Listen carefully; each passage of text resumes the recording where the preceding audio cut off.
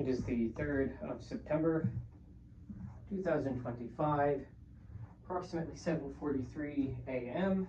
And we'll just be continuing with Dumb It and Foot's exercises from chapter 1. So, the 6th exercise, which is it asks us to determine which of the following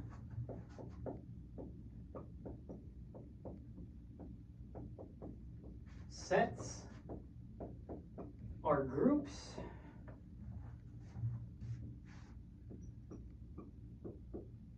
under addition.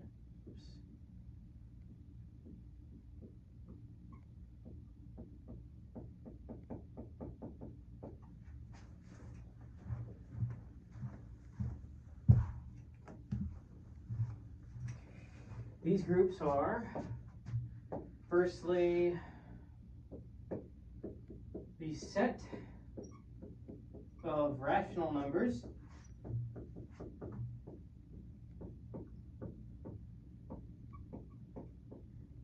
which includes 0, which is equal to 0 over 1, in lowest terms,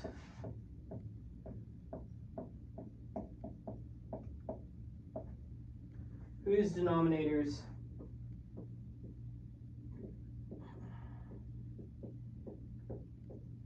are odd.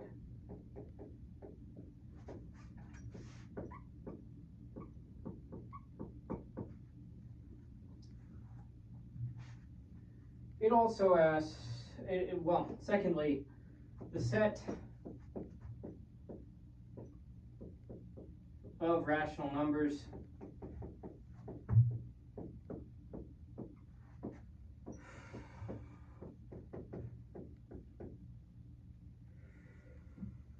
including 0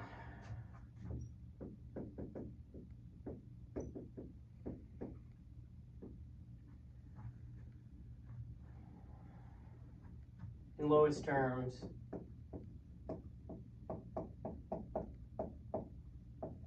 wow, I don't know about that. Don't know about the 0 inclusion. We'll see. May have just been a typo that I put down. Whose denominators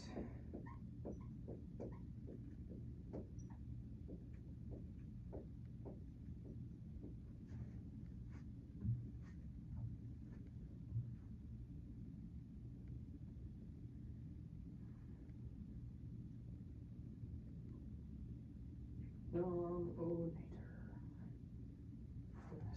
Sorry.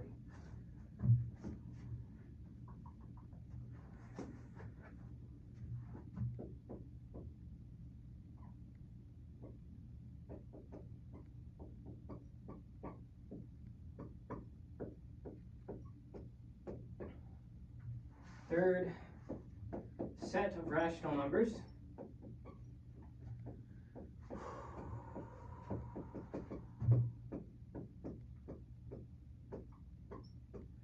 of absolute value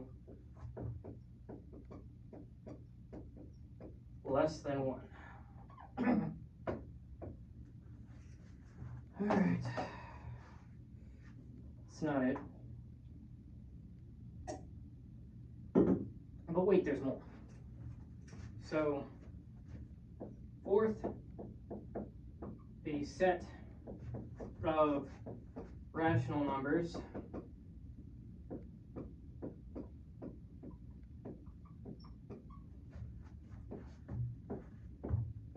whose lowest terms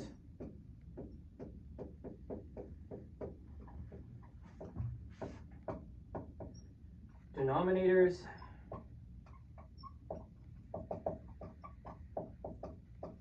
are 1 or 2.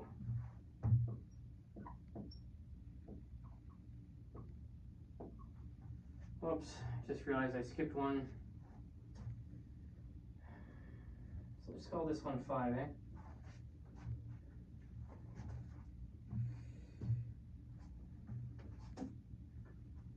So there's 4 over here. We'll just kind of move some of this stuff over here. The set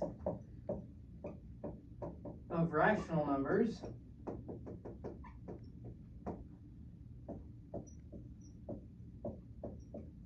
of absolute value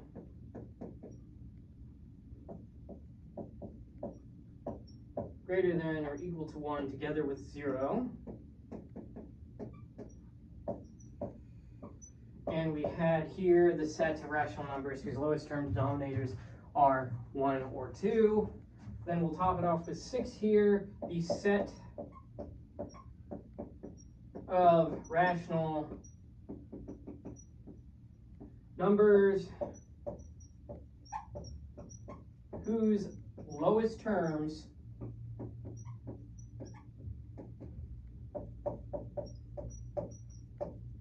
denominators are 1, 2, or 3. So how would we go about proving each of these cases, right? Well, under addition, associativity comes for free from the rationals. Identity is 0, inverses are negatives. So the real issue here is closure. We test each set for closure and note identity and inverses explicitly when it is, in fact, a group.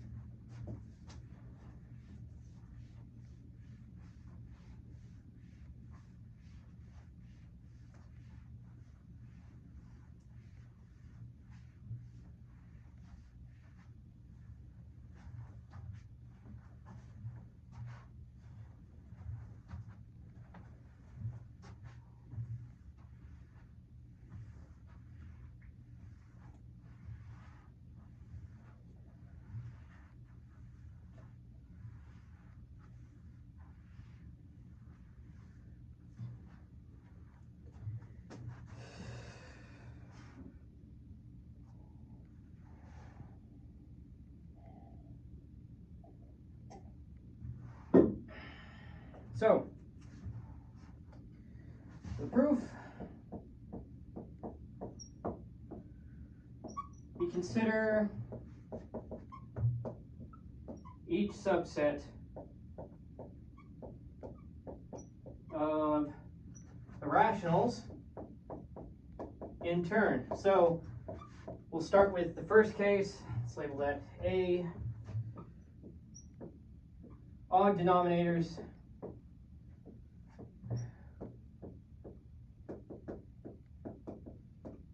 these, of course, being in lowest terms.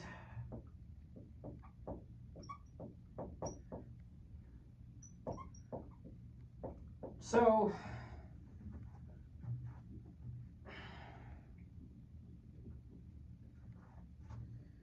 let the set A be equal to the set such that A is within the rationals, such that A is equal to P over Q. Oopsies.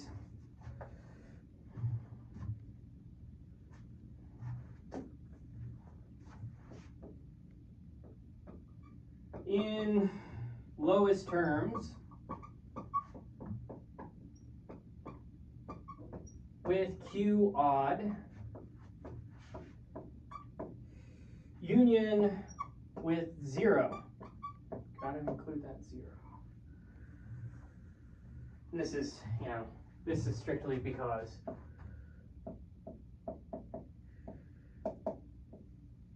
over 1 has odd denominator. All right. So take A equal to P over Q. B is equal to R over S. And both of these are within the set A, with QS being odd, and the pairs P comma Q equal to R comma S, which is equal to 1. Actually,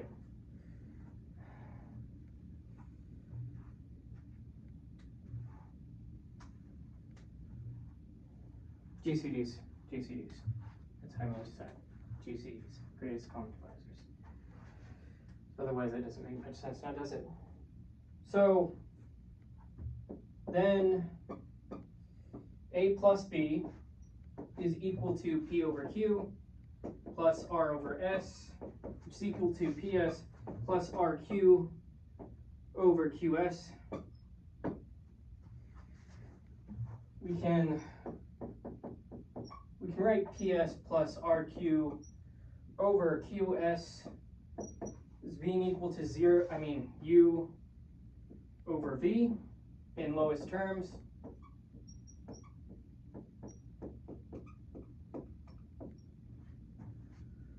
So, right, okay.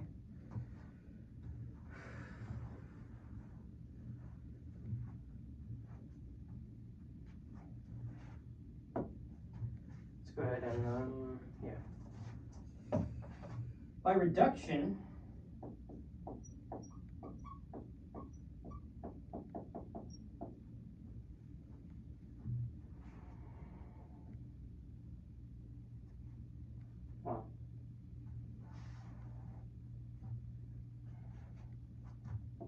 V divides QS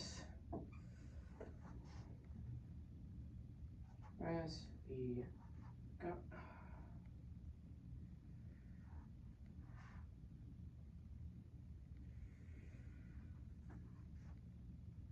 Let's think about that for a bit.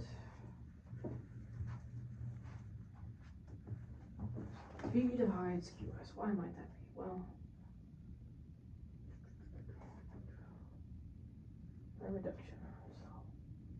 So that QS.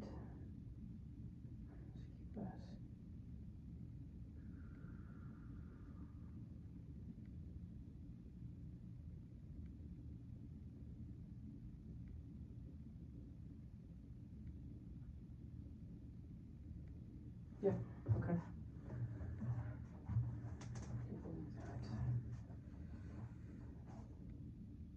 If 2 divides V, then 2 divides QS,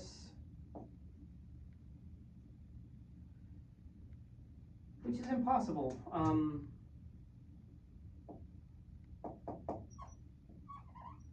Impossible since they're both odd. That is to say, Q and S are both odd.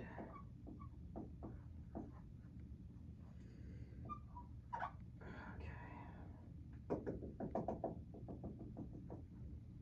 Hence, V is odd. Ergo, A plus B is contained within that odd, so contained within is within A. So we have our closure. Now what do we have for an identity? Well, for an identity we have 0.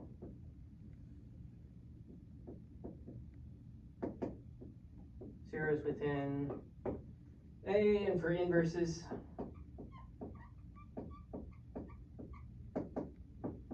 if A is equal to P divided by Q, which is within the set A, then negative A is equal to negative P over Q, which is also an A, with the same odd denominator, mind you, which is the part that we want. To clarify,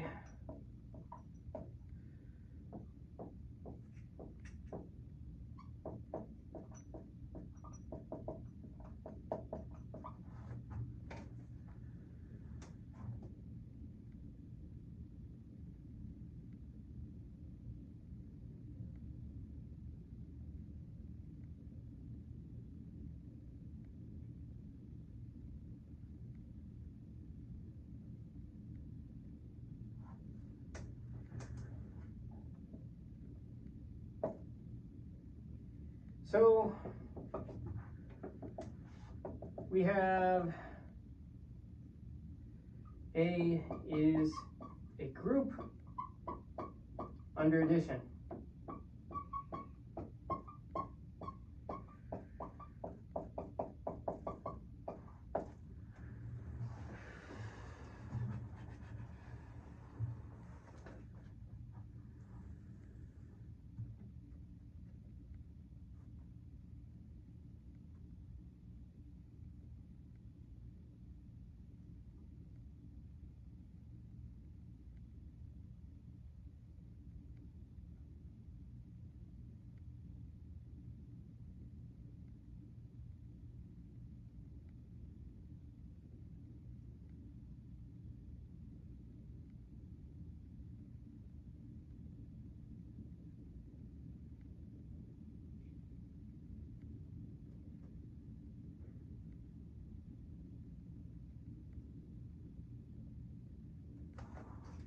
Alrighty then.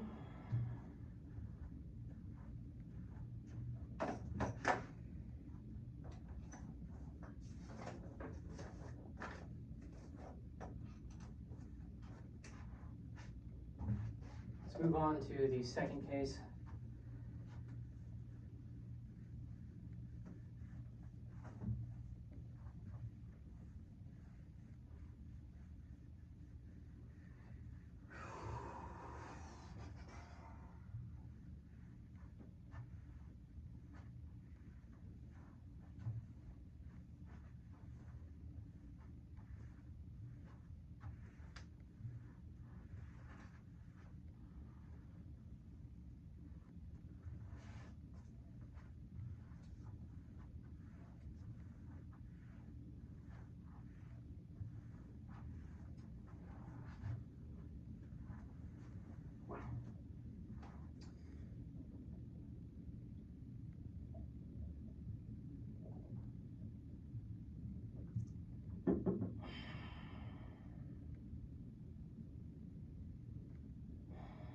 Huh.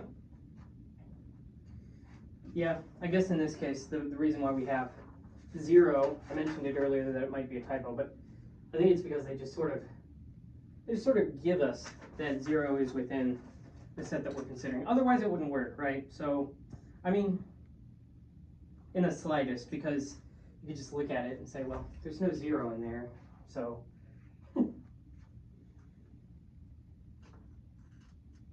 Well, would that be the case? Let me think about that.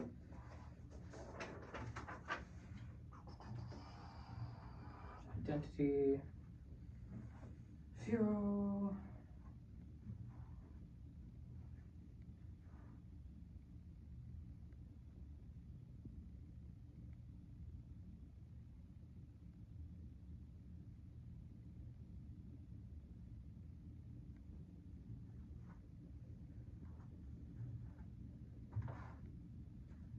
Okay. All right. Yeah. So, really use a Monster Energy drink right about now.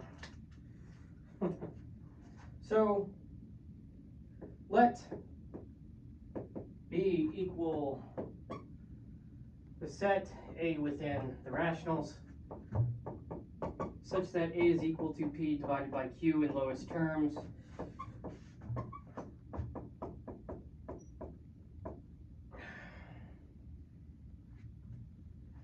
With Q even, union 0. Oh, goodness gracious, okay. So, yeah, I forgot to mention, this is case B. Second case, looking at even denominators.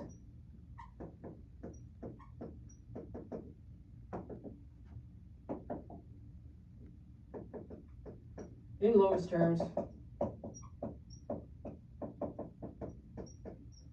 plus 0. Yeah, so 0 was included by virtue of the fact that we had an odd denominator. But I mean, we could include it here for the same reason. Just have Q equal to, like 2 or something. Something like that. Just any even. So there we go, take 1/2 within the set B. So then we'd have 1/2 plus 1/2 equals 2/2, which is equal to 1, which is equal to 1/1, and that is not in the set B, whose lowest terms, denominator, have to be even. In this case, we've got an odd right here. It's not allowed. You can't have that. No, thank you.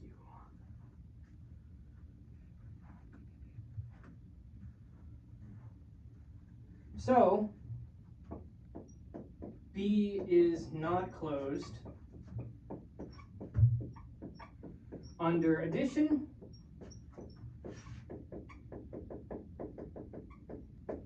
thus not a group.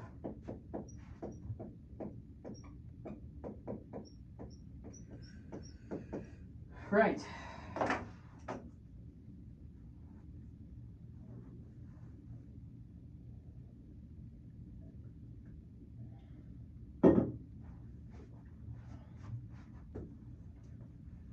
So,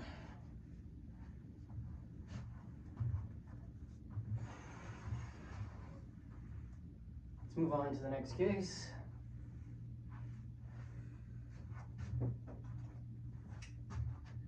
This case being third one, the absolute value being less than 1. So take 3/4, 3/4. Both of these are the same, and they both have absolute value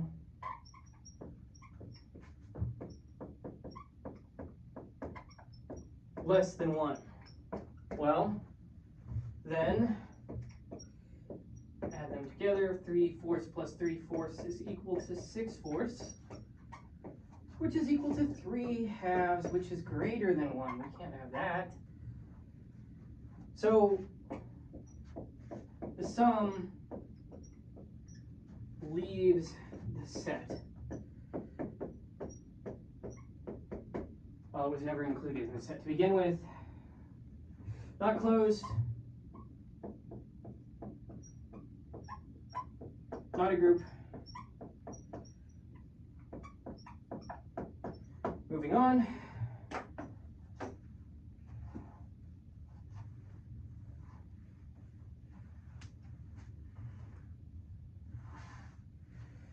Keep calm, carry on.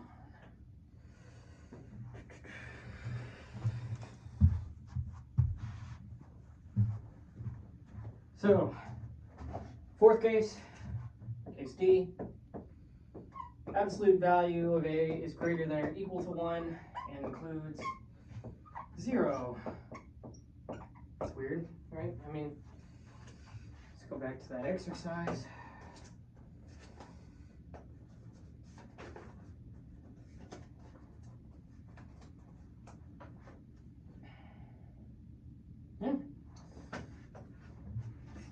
And choose 12/5 and -8/5. 12/5, it's greater than 1. -8/5, its absolute value is also greater than 1. So both of these satisfy absolute value 12/5 is greater than or equal to 1. Absolute value of -8/5 is greater than or equal to 1. Then add these together, right? So 8/5, which is equal to 4/5. And we have that the absolute value of 4/5 is in fact less than 1. So the sum is not in the set.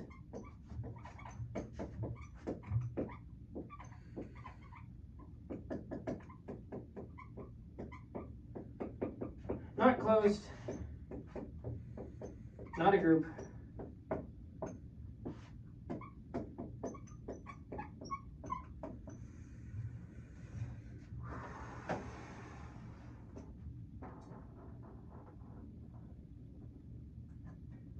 On to the fifth case.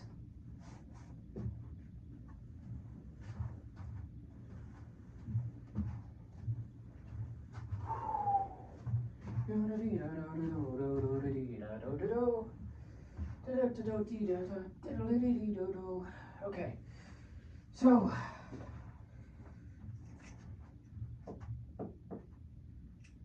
case E, denominators. Yeah, denominators 1 or 2 in lowest terms, of course. Why would you have it any other way? Because that's the way the real world is. But anyway, let C equal A within the rational numbers. The lowest terms denominator of A is 1 or 2. All right, so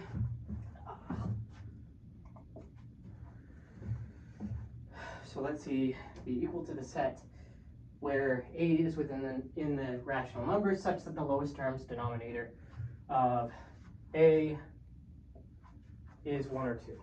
Good. We check closure by cases, right? Because there's not going to be, well, I mean, or. So that's how you know we're going to be checking by cases. Well, that's one of the ways. We check closure by cases. We have inherited axioms, right? So we have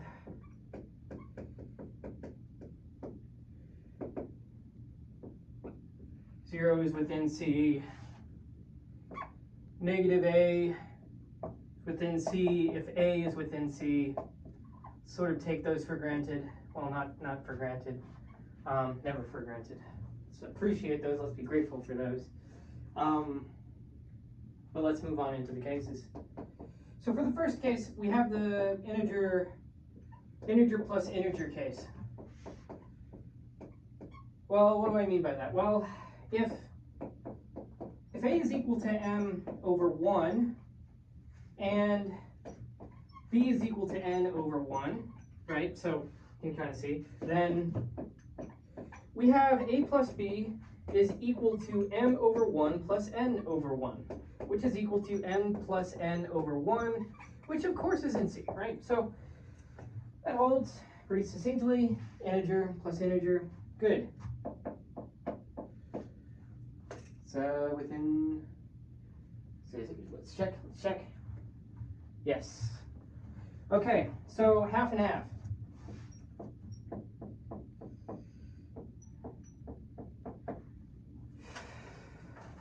If A is equal to m over 2, B is equal to n over 2 in lowest terms, in lowest lane terms, then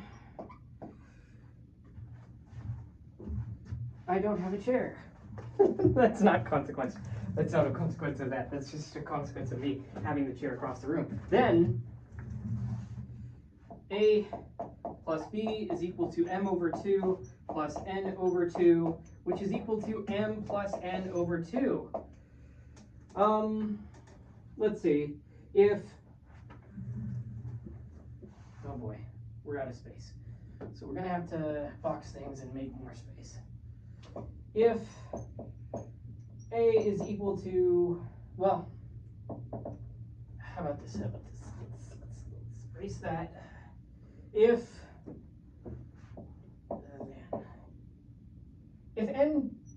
m plus n is even,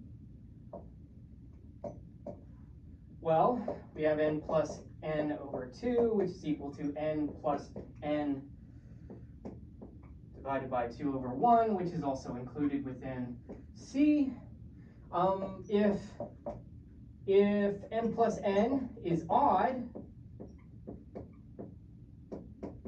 it remains half. It remains half. It remains a half. In which case, the denominator is equal to, well, 2. So it's still in C.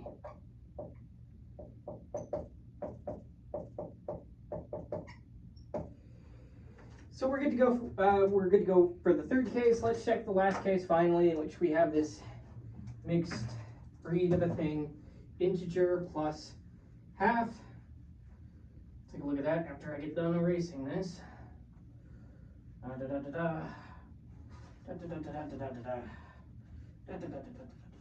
Okay. Come on. Yeah.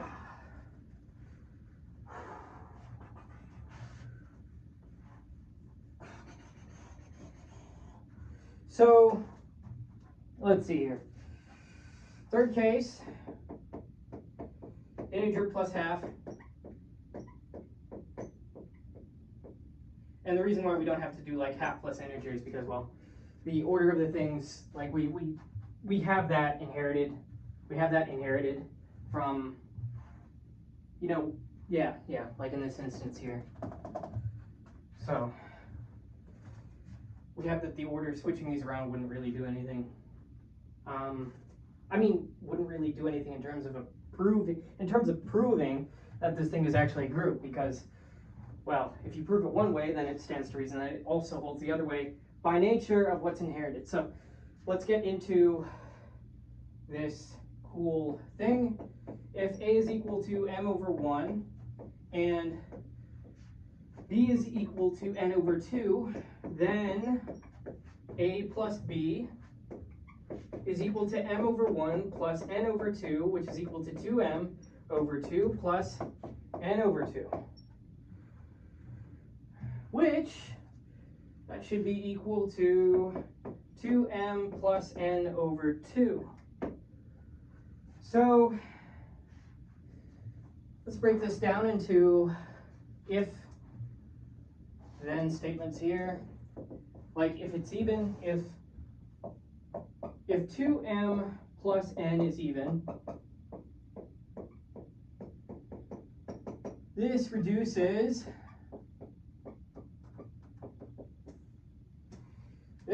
to an integer. Oh boy. An integer, in which case we have denominator 1, in which case it goes into C. As it did before, right? So now, if odd, if 2m plus n is odd, it remains a half. Remains a half. Denominator 2.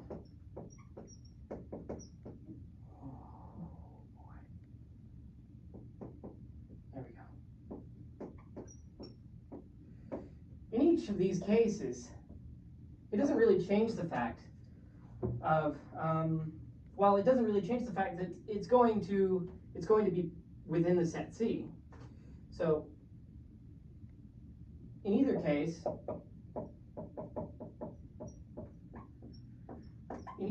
a plus b is within C. Hence, C is closed. C is closed with identity 0 and inverses negative a,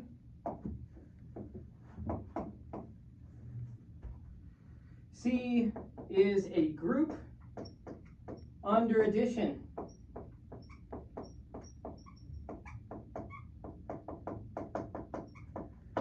All right, so let's move on to our final case. After I do a quick camera check, see that that's working. It's working, good to go.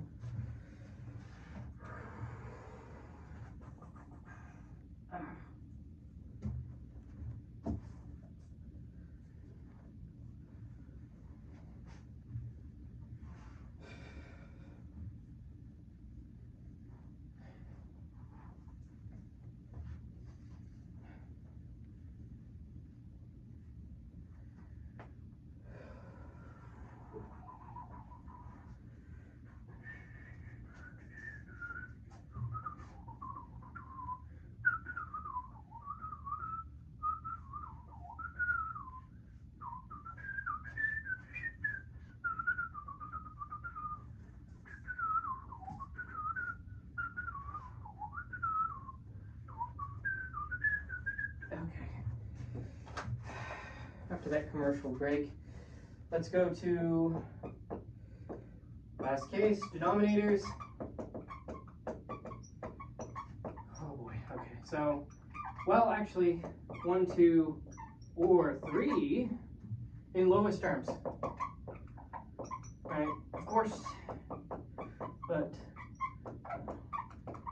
worth noting, because that's important to take.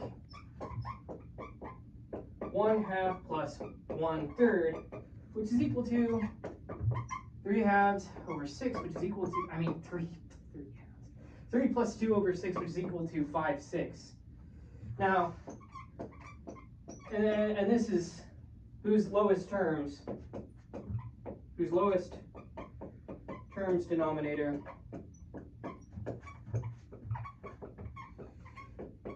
is 6. So it's not an element within 1, 2, 3. You know, like what we want. It's not what we want. Sorry, it's just not gonna work out. Maybe try Tinder. Okay, not a group.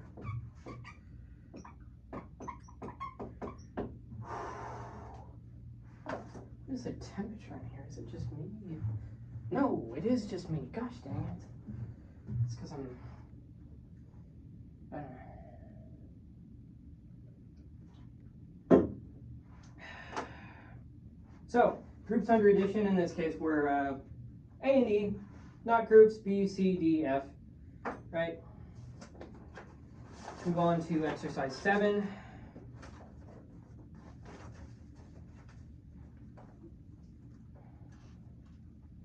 Quick camera check. Camera's good.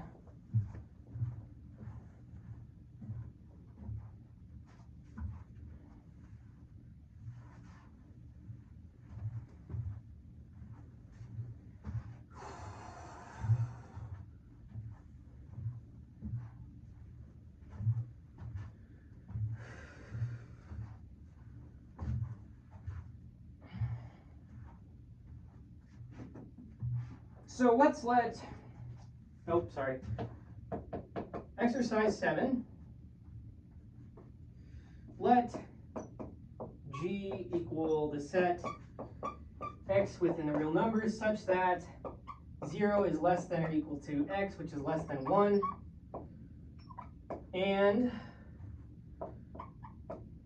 for X, Y, G, X, Y within G, let X star Y be the fractional part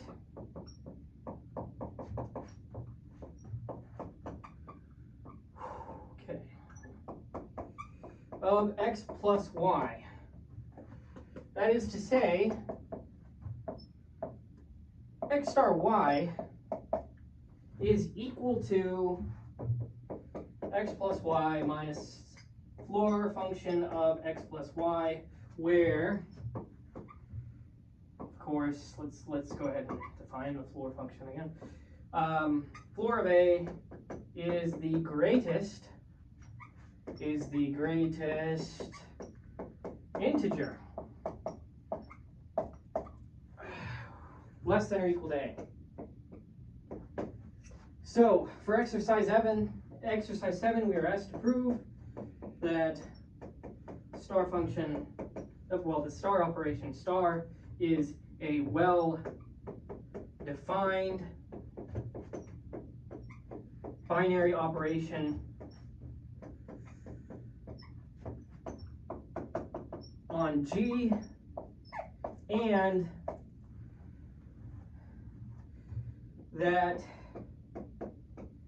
G with the star operation, under the star operation, is an abelian group. Presentation. What is that? Presentation, I think it's called, right?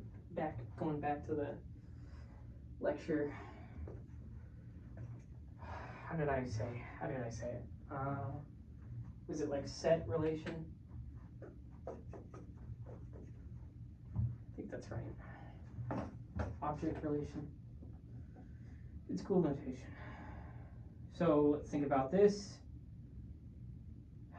So the intuition for this is like, well, say add mod 1.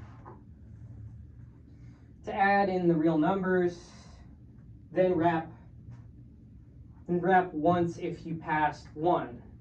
Since ordinary addition is associative and commutative, and wrapping is done by subtracting 0 or 1 exactly, we expect a clean abelian group with identity 0 and inverse 1 minus x, or 0, or x is equal to 0. So let's get into that more rigorously.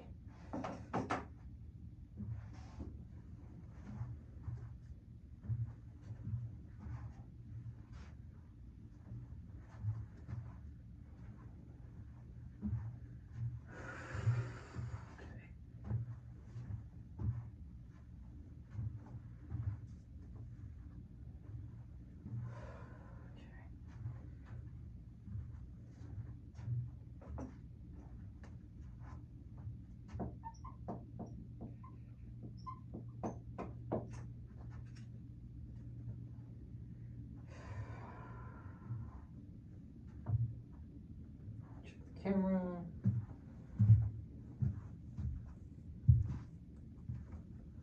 So essentially this can be broken up into 2 parts, right? So let's go after the well-defined operation thing first, since that was mentioned first, and that seems like be a good thing to build off of, right? Is star is well-defined. That's what we want to prove is well-defined. It's a well-defined binary operation on G. Essentially what we want here is closure, right? So we've been hurt too bad, we want closure. No. But so let's fix x, y within group G. So 0 is less than or equal to x, which is less than 1, and 0 is less than or equal to y, which is less than 1. Then 0 is less than or equal to x plus y, which is less than 2.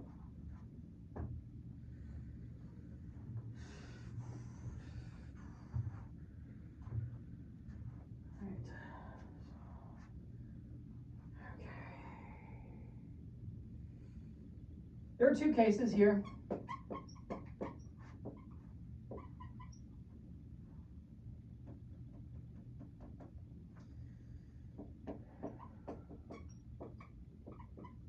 What are the 2 cases? Well, we'll go over each of them in turn. For case 1, we have that x plus y is less than 1. If x plus y is less than 1, then the floor function of x plus y is going to be equal to 0. Hence, x star y is equal to x plus y minus floor function of x plus y. Oh no, oh no. Freaking out. Okay. Which is equal to x plus y minus 0, which is equal to x plus y. So since 0 is less than or equal to x plus y, which is less than 1, we get, it's not up there anymore, why am I looking there? We get x star y is within G.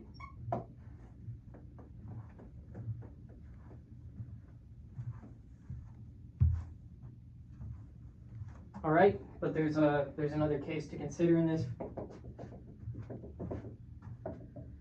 Hopefully we can fit it here.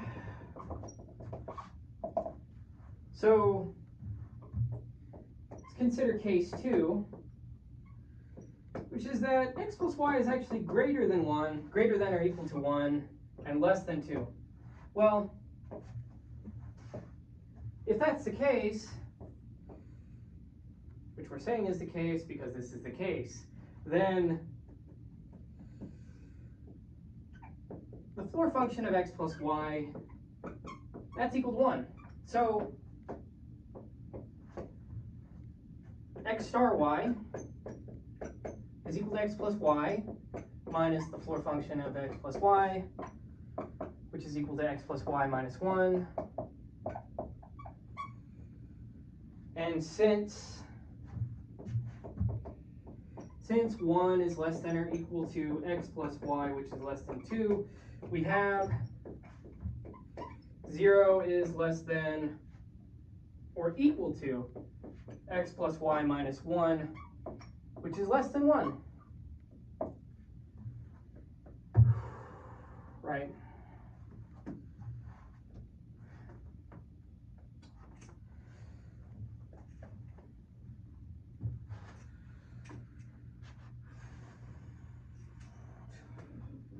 So, what else can we say?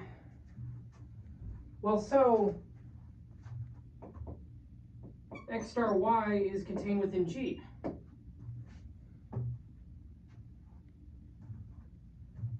what we wanted. In either case,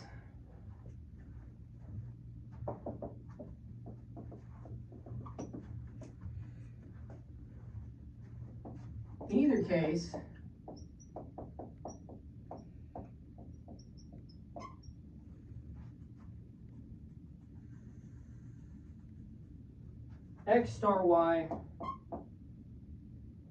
is within G.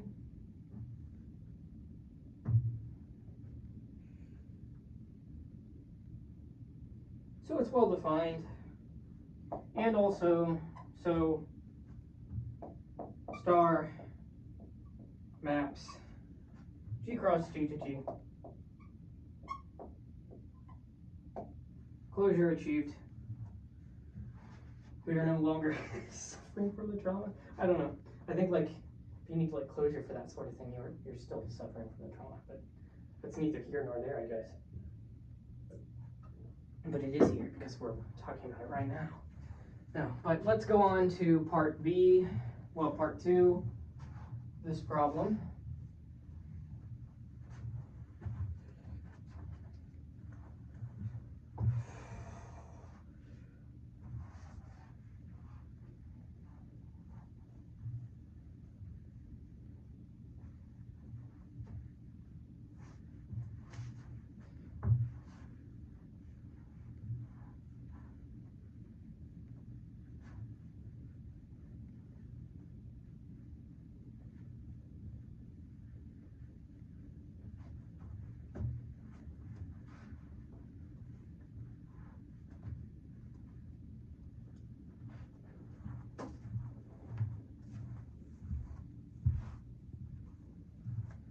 So for part B, we're asked to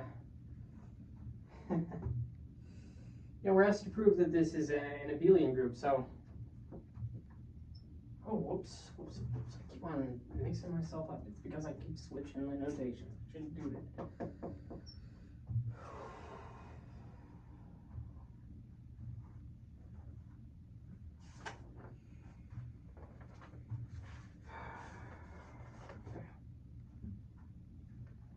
But I mean, if you think about it,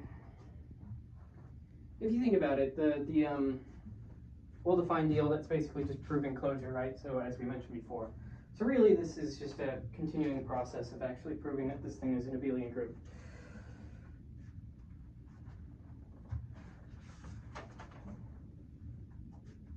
As we'll see that. So, which is why associativity, we'll break this up into several different parts in order to account for each of the group axioms that has to be fulfilled. And before getting to commutativity, which is its own beast. So associativity, fix x, y, z, then g. We almost said want to show, but I mean, we must show x star, gosh dang it.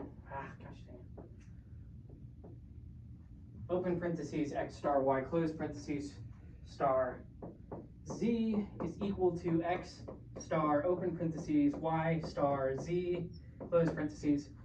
By definition,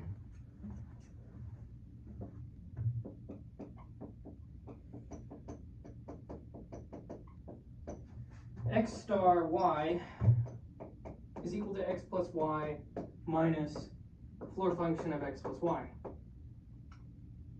Right? And, well, we have y star, analogously, we have y star z is equal to y plus z minus the floor function of y plus z.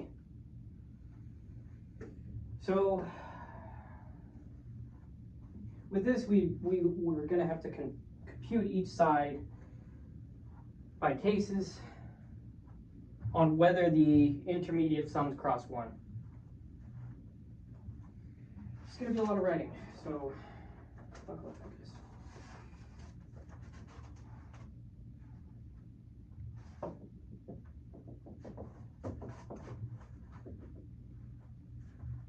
Writing, drawing, just writing. So for case 1, x plus y is less than 1, and y plus z is less than 1.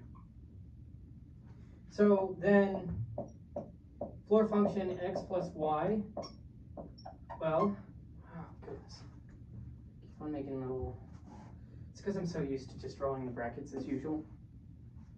But whenever I come across a floor or a ceiling function, I just make the entire bracket. So then the floor function of x plus y is equal to 0. And the floor function of y plus z is equal to 0. Thus, we have that open parentheses x star y close parentheses star z is equal to open parentheses x plus y close parentheses star z is equal to open parentheses x plus y, oh boy, close parentheses plus z minus floor function open parentheses x plus y close parentheses plus z is equal to x plus y plus z minus the floor function of x plus y plus z. For one. And for another, the rightward parenthesization. I say it and then I already put the parentheses right there. That's just great. That's just okay. X star open parentheses y star z close parentheses is equal to x plus open parentheses y plus z close parentheses minus floor function of y plus z.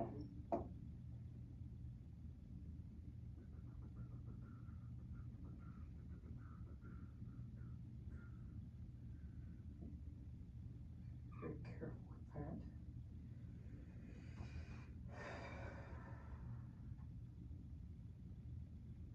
Thinking about this, making sure that I didn't mess something up in the notes. Okay, y plus z minus floor function x plus open parentheses y plus z close parentheses minus floor function of y plus z. All that is then floor function. I think that works, right? Because that goes back to the definition, which, oh boy, I mean, like it should. So let's see. I think yeah, should be right. Which is equal to x plus open parentheses y plus z close parentheses minus 0 minus floor function x plus y plus z, which is equal to x plus y plus z minus floor function x plus y plus z. So that all works out.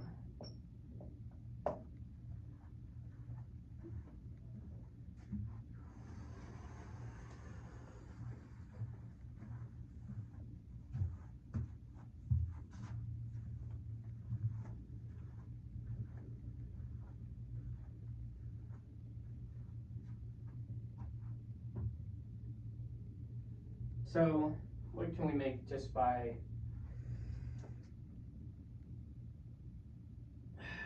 this one case? Well, hence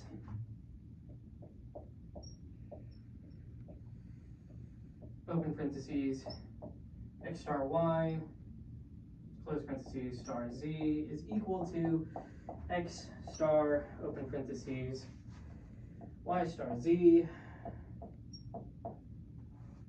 So we have that case 1 holds.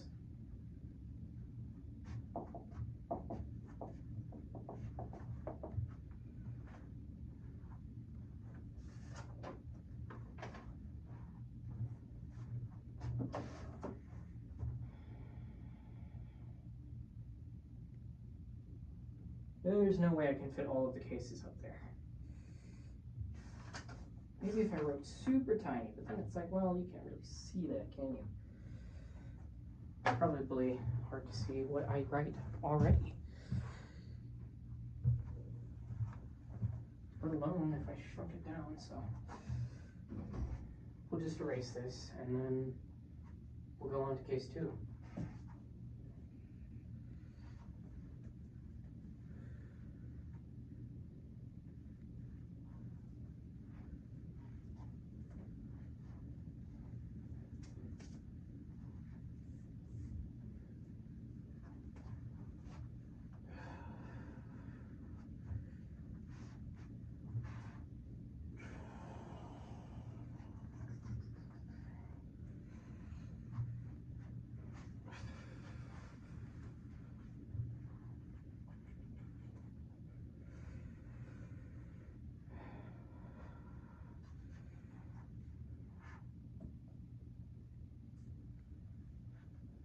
So, case 2. Now we've got more board space.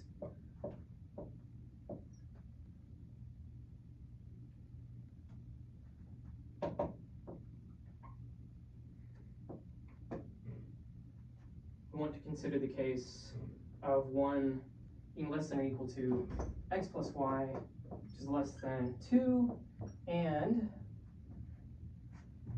y plus z. Whoops. No, we're supposed to say 1 is less than or equal to.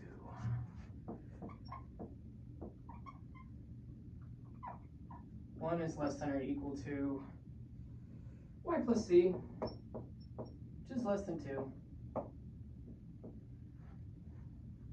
It's supposed to be y.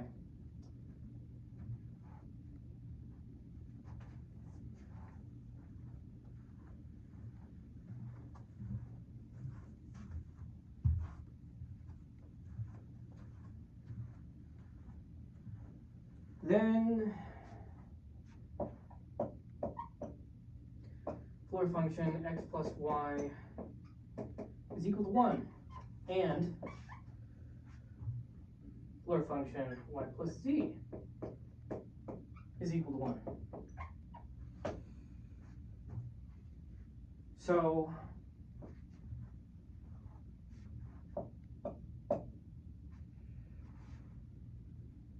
So we have open parentheses x star y close parentheses star z is equal to open parentheses x plus y minus 1 close parentheses star z, which is equal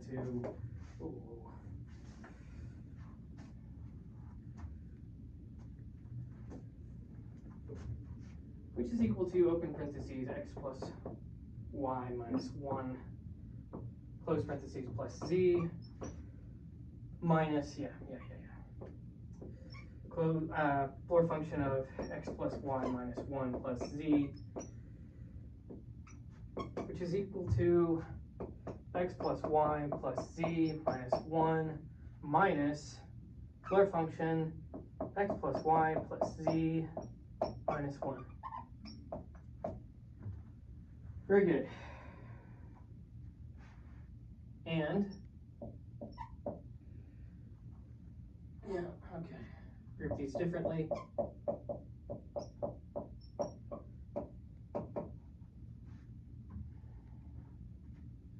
So x star, open parentheses, y star z, close parentheses, is equal to, well, open parentheses, x plus y minus 1, close parentheses, star z, is equal to, open parentheses, x plus y minus 1, close parentheses, plus z minus the floor function, x plus y minus 1 plus z, which is equal to x plus y plus z minus 1 minus floor function x plus y plus z minus 1. These two things are equal. What does that mean? Well, hence, associativity holds for this case as well.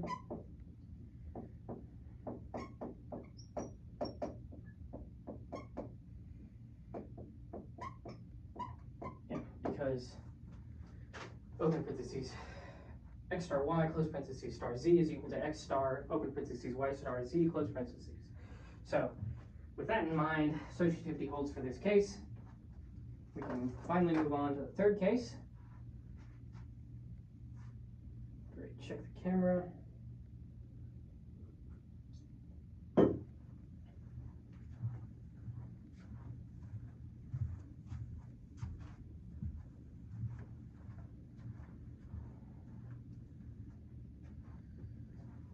There was a lot of boardroom. No, like maybe I could have squeezed case 3 into there, but I don't feel like that would be enjoyable to look at, let alone write. So.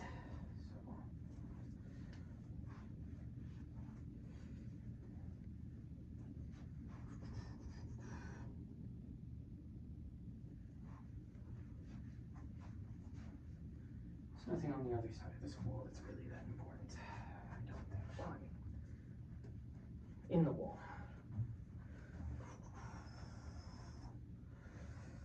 Let's see. So, case 3.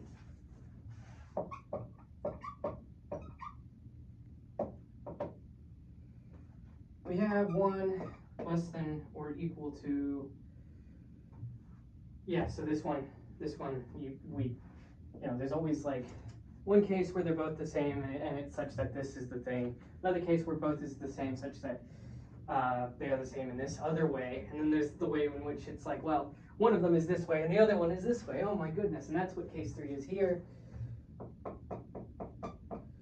2, 1 is less than or equal to x plus y less than 2. And y plus z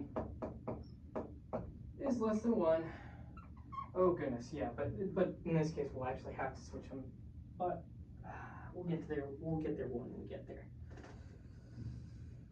So then floor function of x plus y is equal to 1, and floor function of y plus z is equal to 0. Thus, open parentheses x star y, close parentheses, star z is equal to open parentheses x plus y minus 1, close parentheses, star z, which is equal to open parentheses x plus y minus 1 plus z minus floor function of x plus y minus 1 plus z, which is equal to x plus y plus z minus 1 minus the floor function of x plus y plus z minus 1. And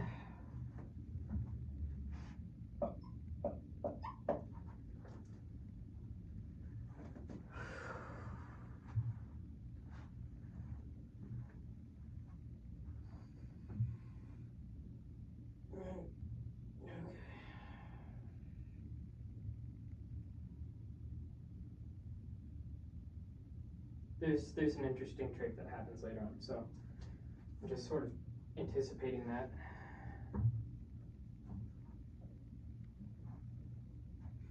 But for now, x star, open parentheses, y star z, close parentheses, is equal to x plus y plus, x plus open parentheses, y plus z, minus floor function of y plus z, minus floor function of x plus y plus z, open parentheses, y plus z, close parentheses, minus floor function y plus z. So yeah, basically what I'm showing is we're doing it all at once, this sort of telescoping deal that has here.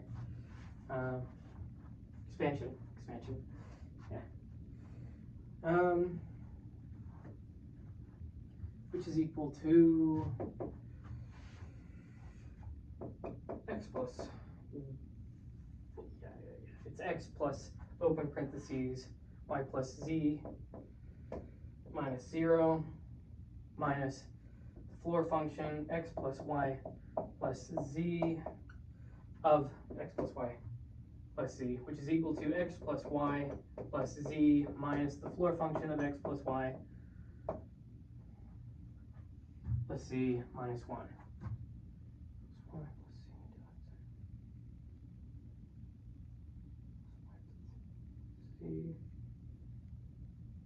No.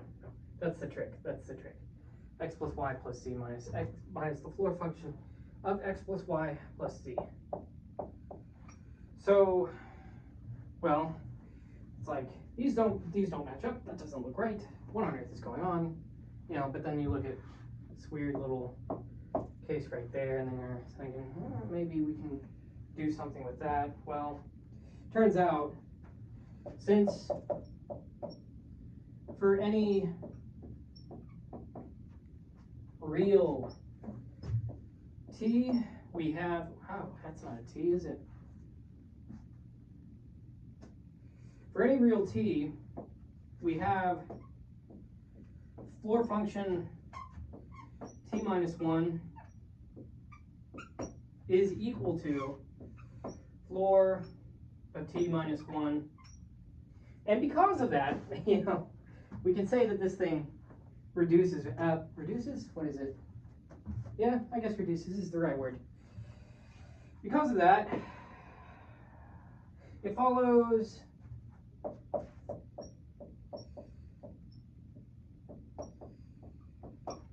that case over there, x plus y plus z minus 1 minus the floor function x plus y plus z minus 1 is actually equal to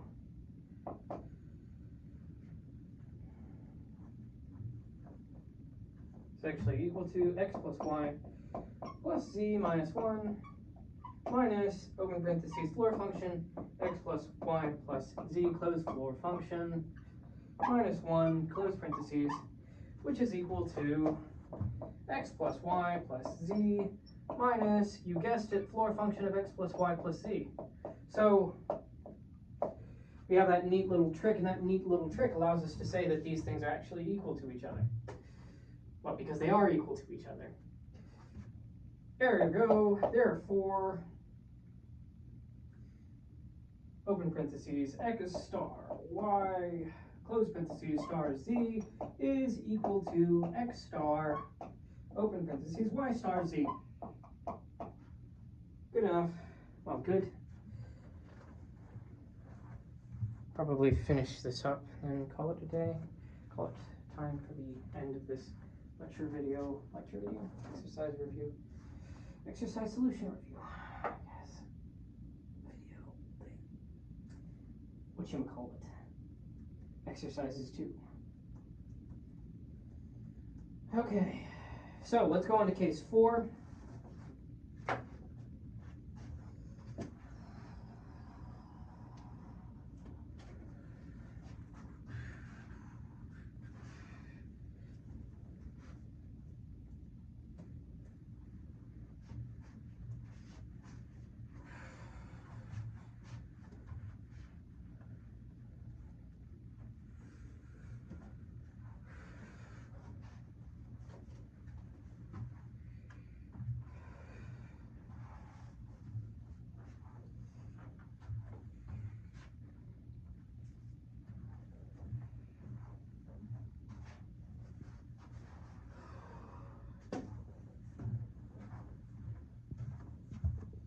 All right. So case 4.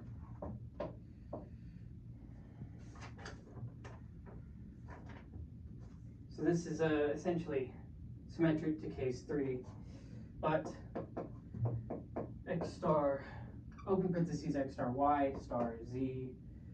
No. I need to write down the actual case first before I get ahead of myself. So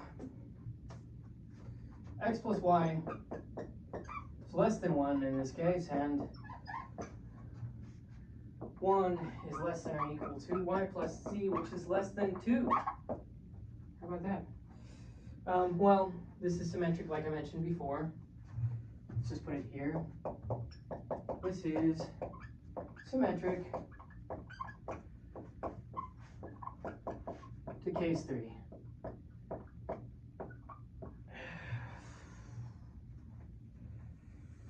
We have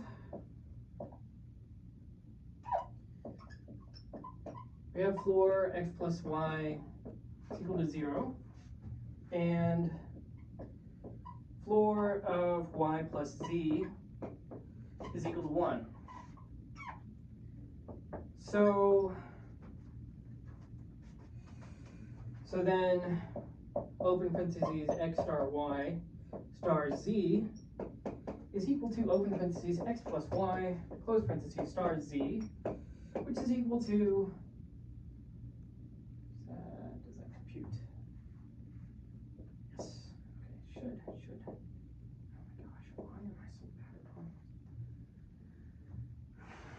X plus y, open parentheses, x plus y, close parentheses, plus z, minus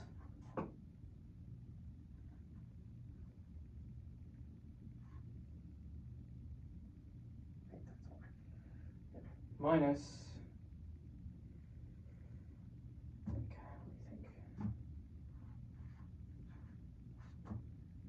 y plus c,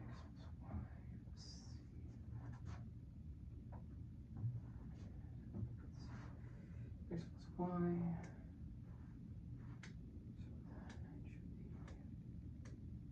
Right, okay.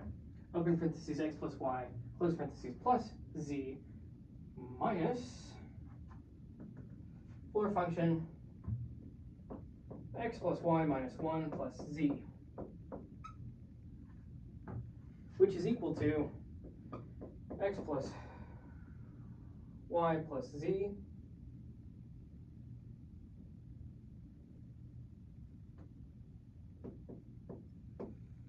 minus the floor function x plus y plus z.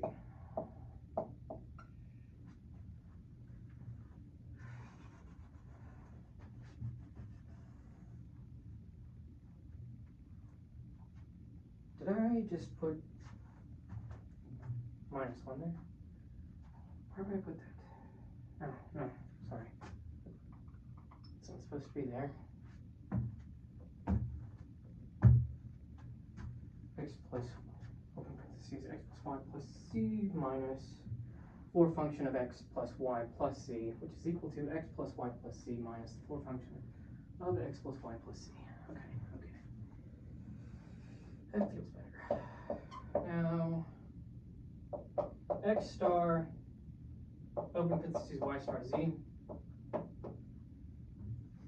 Well, that's equal to x plus, open parentheses, y plus z minus 1 minus floor function x plus y plus z minus 1 is equal to x plus y plus z minus 1 minus floor function x plus y plus z minus 1, because that's where we actually have that minus 1 case. And all of this is equal to x plus y plus z, use the trick from earlier, minus floor function x plus y plus z, using the trick from earlier. So this floor function trick of t minus 1, floor of t minus 1 is equal to floor of t minus 1. Hence,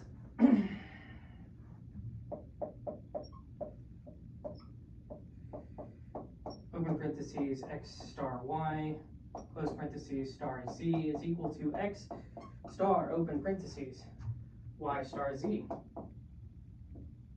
Because z is famous, that's why you star z. Ha. All possibilities are covered, so, as confirmed by the cases beforehand, so K1 through 4, star operation is associative.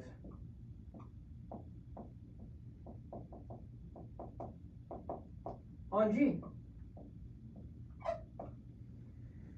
Now we get to the easier parts. I mean, easier, what is it? No, just less tedious? Yes, tedious.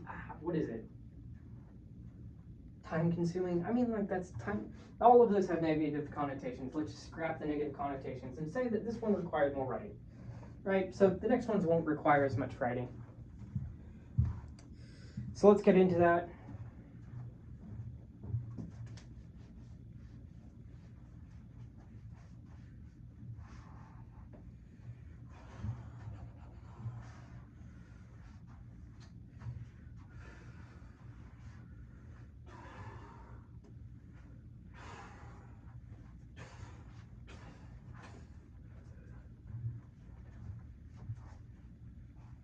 Okay.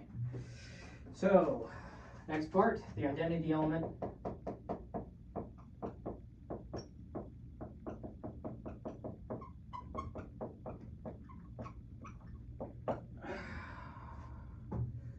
So, take E is equal to 0 within the group. For any x within G, within the set G, we have that x star E is equal to x plus E minus the floor function of x plus E, which is equal to x plus 0 minus the floor function of x, which is equal to x minus the floor function of x, which is equal to x.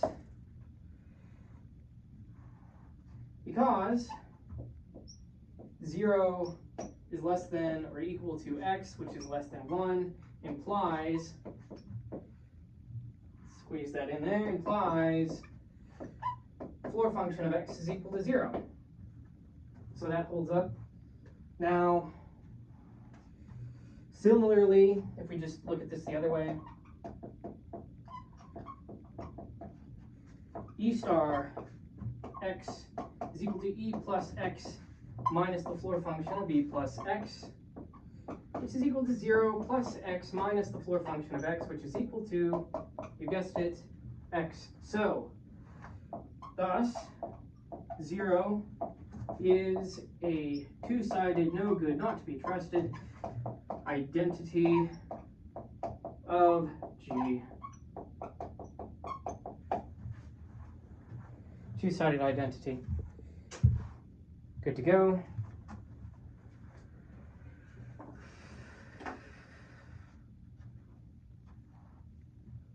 So we've confirmed closure slash, well, defined, and associativity and identity. What does that leave us with?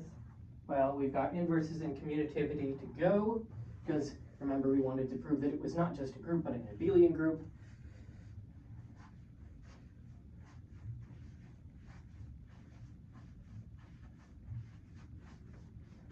Keep on moving.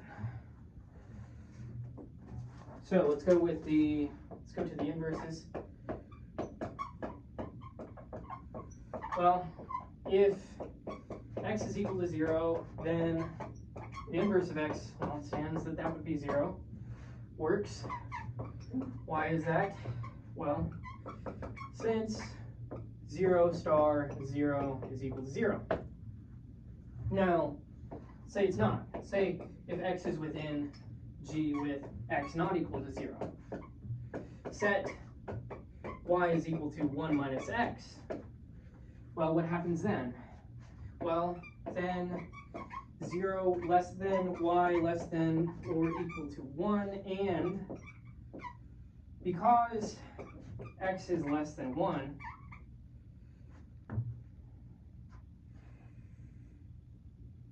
because because x is less than 1, this follows from, well, that's not as far away as I thought it was. Let me erase this and then, yeah, rewrite that. Because x is less than 1, we have y is equal to 1 minus x, which is within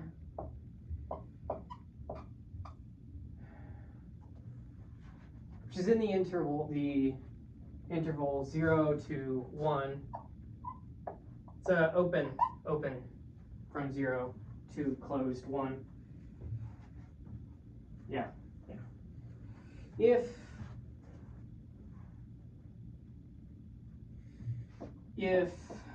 y is equal to 1, so yeah, we're breaking this by cases, so we had the easiest case up here, and we're looking at, okay, so it doesn't equal 0. Well, let's set y to equal this thing, and we're looking at this case as such.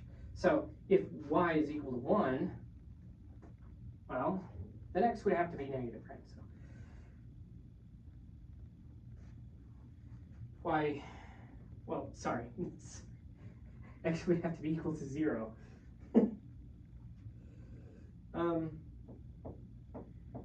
Which happens only, so we can't have that. X is equal to 0. We already handled it.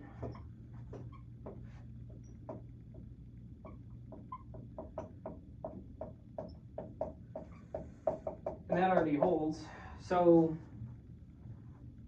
for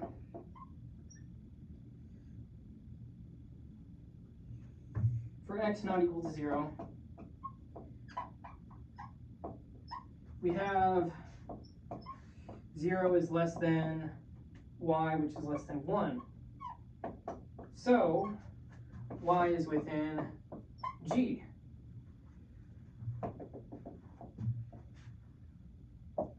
Compute x star y, where y is equal to 1 minus x, and we have x plus 1 minus x minus the closure of x plus open parentheses 1 minus x close parentheses, which is equal to 1 minus the closure of 1 minus the floor function of 1, which is equal to 1 minus 1, which is equal to 0. And likewise, y star x is equal to 0. And you can actually check that. You can go and collapse it. Hence, every x within G has an inverse in G.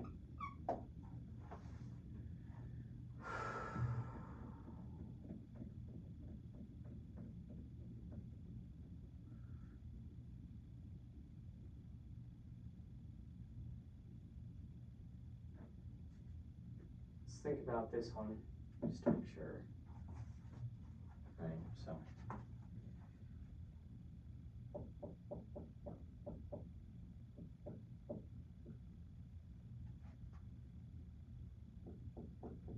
Yeah, that's the same exact thing. So. Yeah. I'll go to equal 0 as well. So that holds up. So this G with respect to this operation, it's a group. It has closure, it has associativity, it has identity, it has inverses. Now let's check if it's abelian with commutativity. Quick. Yep.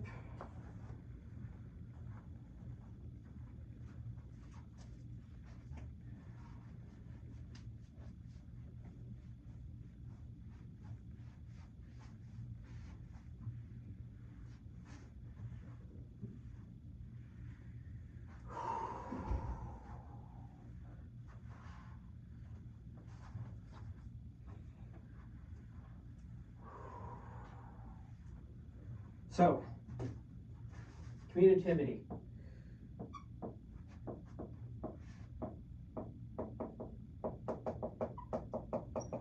For any xy within G, within the group G, yeah, we can say it's a group now. X star y is equal to x plus y minus the floor function of x plus y, which is equal to y plus x. Y plus x minus the floor function of y plus x. These are inherited things. So y star, which is equal to y star x. Yeah, so I said inherited as sort of just a little bit of an aside, but that's the central point. So it's like using commutativity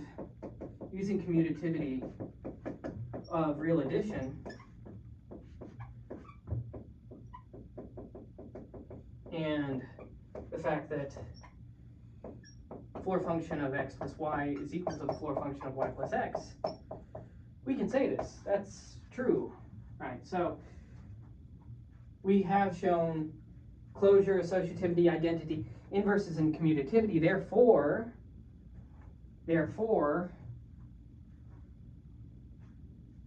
G operated on by with the operation of the star function is an abelian group. And there we'll call it quits for now. It was only 2 exercises, but those were 2 big exercises, and the other ones are fairly big too. So we'll just keep going until we reach the end.